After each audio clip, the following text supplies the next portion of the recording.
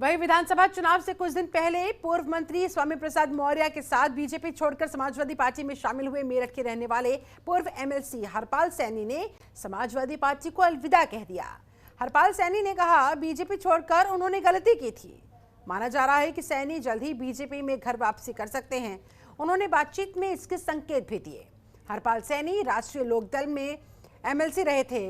Bahujan Samaj party में लंबी सियासी पारी खेल चुके हैं, लेकिन कई चुनाव भी लड़े। बाद में स्वामी प्रसाद मौर्य के साथ भाजपा में वो शामिल हो गए थे। लेकिन इसी साल हुए विधानसभा चुनाव से पहले बीजेपी को छोड़कर स्वामी के साथ सपा में चले गए थे। उनको मेरठ की सरधना सीट से टिकट दिया जाना पक्का था, लेकिन बाद में अतुल प्रधान को सपा ने टिकट दे दिया था। उस वक्त सैनी के करीबियों ने दावा किया कि चुनाव बाद सपा उन्हें एमएलसी बनाएगी।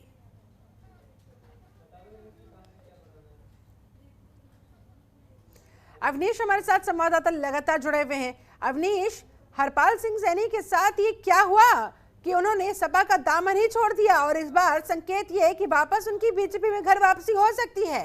किन उम्मीदों के साथ पहुंचे थे और उसके बाद अब झटका लगने के बाद वापस से बीजेपी में? जी बिल्कुल, देखिए सपा की जो तस्वीर है चुनाव बाद एकदम बदल चुकी है, क्योंकि सपा की जो तस्वीर चुनाव से पहले थी उससे अंदाजा लगाया जा सकता था कि भारतीय जनता पार्टी को कड़ी चुनौती दे रही है, क्योंकि समाजवादी पार्टी में तमाम जो भारतीय जनता पार्टी को छोड़कर मंत्री गए, विधायक गए, वो शामिल हुए थे और दावा किया गया था कि भारतीय जनता पार्टी में उनकी उपेक्षा हो रही है। लेकिन जो जनादेश मिला, उस जनादेश के बाद जिस तरीके से समाजवादी पार्टी में बिखराव दिख रहा है, पहले शिवपाल सिंह यादव, फिर आजम खां के मीडिया प्रभारी ने जिस तरीके से आरोप लगाया, उसके बाद तमाम अन्य नेताओं ने जो आरोप लगाया, वो लोग बीजेपी में आने का संकेत भी दे चुके हैं। उसके बाद हरपाल सैनी यानी स्वामी प्रसाद मौर्य के सहयोगी रहे हैं, उनके साथ जुड़े रहे हैं, समाजवादी पार्टी का दामन भी उन्होंने थामा था। लेकिन अब ये आरोप लगा रहे हैं कि समाजवादी पार्टी में पिछड़ों की कोई सम्मान नहीं है। स्वामी प्रसाद मौर्य भी अनाप शनाप बोलते रहते हैं, उनको राजनीतिक की समझ नहीं है।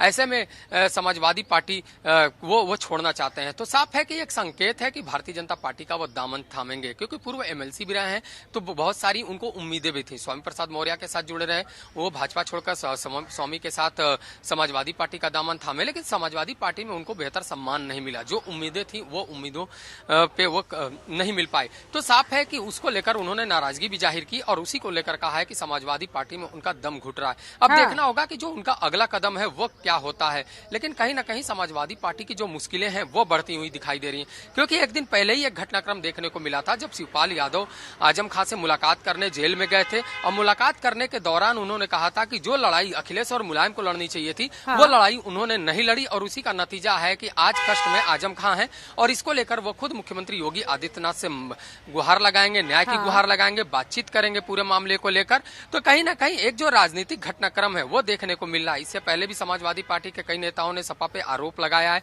खुद आजम खां के मीडिया प्रभारी ने आरोप लगाया। उसके बाद कई मुस्लिम संगठनों की ओर से आरोप लगा कि समाजवादी पार्टी का चेहरा पहचाने। तो साफ है कि कहीं ना कहीं समाजवादी पार्टी की मुश्किलें अब बढ़ती हुई दिखाई दे रही हैं। ऐसे में हरपाल सैनी जब सपा का साथ छोड़ रहे हैं तो स्वाभाविक सी बात है कि एक कद्दावर नेता वहां पर अब साथ छोड़ रहा है। अब वो किधर जाता है ये देखने वाली बात होगी, लेकिन जो संकेत मिल रहे हैं वो संकेत मिल रहे हैं कि भारतीय जनता पार्टी को लेकर वो सकारात्मक भूमिका में है, वो विचारधारा से जुड़ेंगे, देखने वाली बात होगी। चलिए अवनीश, आप हमारे साथ बने रहे, आगे भी आपसे बातचीत जारी रखेंगे।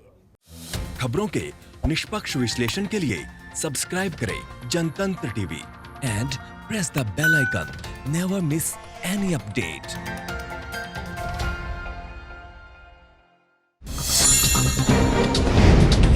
डाउनलोड कीजिए जनतंत्र टीवी ऐप को, जो कि अवेलेबल है गूगल प्ले और ऐप स्टोर पर। अधिक जानकारी के लिए अभी डाउनलोड करें।